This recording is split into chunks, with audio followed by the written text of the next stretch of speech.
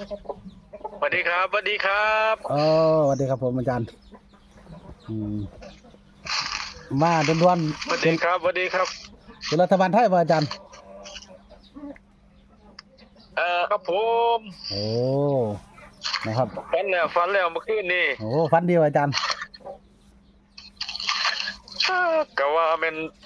อันนี้อยู่กับซาตะเกาเนาะครับผมเมื่อนั้นอาจารย์อาจารย์ฝันกับแต้มเดียวเนาะ71เป็น72เนาะเห็นป่ะครับโอ้ยมันทุนนั้นก็ฝันมาเป็นเขียนให้71ไปออก72ครับเจ้าอัดโรบอนี่เฮ็ดจังไหนนี่อัดแล้วอาจารย์ครับมันทันไป72แต่ว่าเมียฝรั่งเพิ่นก็ได้วิ่งหาหลาเพิ่นได้วิ่ง7ได้ 20,000ครับผม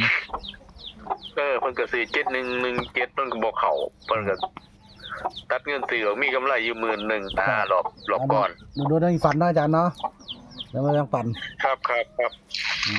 แบ่งปันกันไปนี่ล่ะผู้ใดมักก็จังซื้อเนาะหมอรวยครับผมครับผู้มักก็จังลงทุนผู้บ่มักเฮาก็เบิ่งเป็นแนวทางไปเห็นพี่ถามหาได้อาจารย์สมัยมีเด็กใครบ่อะไรอยู่บ่แบบๆอยู่ครับผมมื้อพอดีโชคดีเนาะอาจารย์ฝันพอดีได้แบ่งปันพอดีเลยแบ่งปันอาจารย์ฝันอะไรครับผมวันนี้ก็ฝันว่าผู้เฒ่าผ้าขาวครับผู้เฒ่าผมขาวเพิ่นเอากล้วยมาให้เพิ่นเอากล้วยมาให้5หวี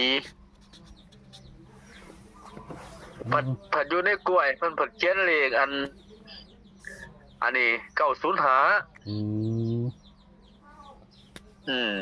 ก็ให้24ไปแปรพิจารณานำครับเอากล้วยมาให้5หวีเพิ่นว่าเพิ่นก็ห้อยมา5หวีเป็นเชือกหั่นนะครับผมผัดอยู่ในกล้วยหั่นผัดเห็นตัวเลขว่านี่905มันสิเป็นจังไดจังว่าครับผมผู้มากก็จังลงทุนเด้อผู้บ่มากก็ผ่านไปแนวนี้อาจารย์ในแนวทางฝันอาจารย์เนาะฝันว่าเขากันเนาะอาจารย์905กล้วย5หวีกับ595เด้อจังว่าให้ FC ไปเปเอาเพิ่นย้ำเพิ่นว่ากล้วย5หวีเพิ่นว่ากล้วย5หวีครับผมกล้วย5หวีเพิ่นผมเบิ่งตัวเลขอยู่ในหันเพิ่นเป็น905ว่าในแนมเบิ่งในกล้วยหั่นครับผม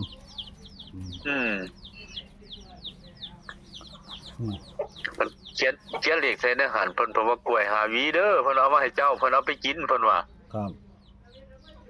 ปลาขาวเพิ่นมันสิเป็นจังไดอีกเนาะจังว่าอันนี้รอบมันเถอะจัด950590จ้ะตัด3กลับเนาะก็สิครับให้พิจารณาเอาในหันแล้วหมอรวยมันสิเป็นจังไดก็ดีครับผมโดนฟันเทียฟันนั่นแหละแต่ว่าคักอยู่ให้เมียฝรั่งเพิ่นไปวิ่งเก่าละล้ากับหาเพิ่นไปวิ่งตัวละ 10,000-20,000 เด้ครับผมเพิ่นมักวิ่งเขานะเพิ่นนี่กับประกบคู่เพิ่นก็ตัวแกมเพิ่นก็เนาะมีเก่ากับหานี่เพิ่นก็ทีมเพิ่นก็ได้ล้นละซ้ำ 2-3 หมื่นจังซี่ครับผมโอ้จะทุนหลายนะอาจารย์นะเพิ่นทุนหลายเพิ่นโวยไปเว้านำเพิ่นดอกของเพิ่นที่ละเพิ่นทุนเงินเดือนละแสนเพิ่นวิ่งเอา 10,000-20,000 เพิ่นรวยเลขลาวหลายโอ้ยเลขลาวผมเข้าวิ่งตลอดช่วงนี้งั้นอาจารย์เพิ่นได้เลขลาวมีทุนลาวเป็น 2-3 แสนล่ะมันมีแต่วิ่งเอาเนาะครับก็ดีเลยนะอาจารย์ของเลขวิ่งอันนี้ก็ไทยไปก่อนนะอาจารย์เนาะไทยก็งามมาเลยไทยก่อนตอนบ่ายๆจังเอาลาวเนาะครับผมได้อาจารย์ครับลาวก็โอ้ยเมียฝรั่งเอาผู้เดียวอีกละอัน68หั่น98เป็นที่เด็ดไป68แล้วไปปีน6นำบัดนี้ครับผมแล้วก็ได้ 4-5 หมื่นว่าสั่นลูกศิษย์ว่าครับหมอรวยลงให้เป็น905นะอาจารย์เนาะให้FC พิจารณาเอาแล้วก็แยกเอาเองเด้อครับผมอาจารย์ให้แนวทางไปจังสั่นครับผมแต่ว่าส่วนตัวอาจารย์นี่มักแม่นอาจารย์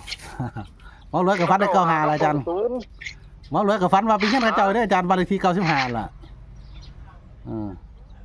ผมก็ฝันเหมือนกันเด้ออาจารย์ฝันหลายมื้อแล้วล่ะผมบ่ได้ลง เอากันพอดีเลยอาจารย์ที่นำอยู่ครับผมตามนั้นนะอาจารย์เนาะขอบคุณหลายๆเด้อครับบ่ ผมก็ฝันว่าไปบ้านพระเจ้าแม่อาจารย์ บ่ ไปพ่อผู้เฒ่ากับลูกเพิ่นเต้นอยู่หั่นล่ะพ่อก็ยืนอยู่ลูกก็เต้นม่วนอยู่บ้านเลขที่นั่น95หมู่3ว่าซั่นบ่รู้กัดไปแล้วตัวละ200 300ล่ะอาจารย์ โอ้ ครับผม โอ้ยดีครับมวยเมียฝรั่งมันจัดเต็มแล้วนะจัดหนักจัดเต็มแล้วตัววิ่งเพิ่นวิ่งไปเป็น10,000 20,000ล่ะแล้วก็ตัวประกบเพิ่นก็แก้มไปนะตัวละ500ตัวละ1,000ไปจังว่าเอาว่าสิลงให้เฟียมได้ก็คาดตัวยาหาตะเลขบ่ได้ลงให้จักอย่าง เอาแม่นดอกซั่นน่ะผู้ทางอาจารย์เฮาก็มีผู้ให้เขาหาไว้ดอกก็ซั่นก็เลยบ่เว้านั่นกันพอดีกับอาจารย์มาไว้เข้ากันดอกเลยเว้าสู่ฟังนำดอกหามักสัมผัสอีกตื้มอีกนั่นกันเพราะว่า95นี่มัน95 65นี่มันเป็นพศเกิดของพระเจ้าพระสายเนาะครับผม2495มันเป็นเลขพศเกิดเพิ่นครับอาจารย์ก็มา95หั่นล่ะมักใส่90ไปจังซั่นล่ะมักใส่เก่าเนี่ยเพิ่นว่าเอากล้วยไปกินเด้ออย่าลืมกล้วยเพิ่นว่าแสดงว่าเก่ามากคักแล้วมันสิเก่าหยังจังวะเพราะมันแต่มีเก่าได้จังว่านี่เพราะว่ามั่นใจคือกันฝันเห็นพอกลับขึ้นมาแม่อาจารย์กับอัน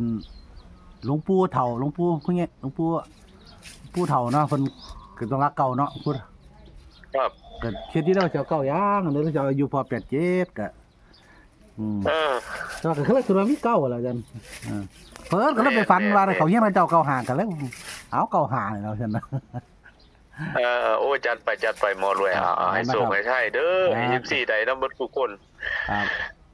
แล้วก็สรุปว่า2เลยอยู่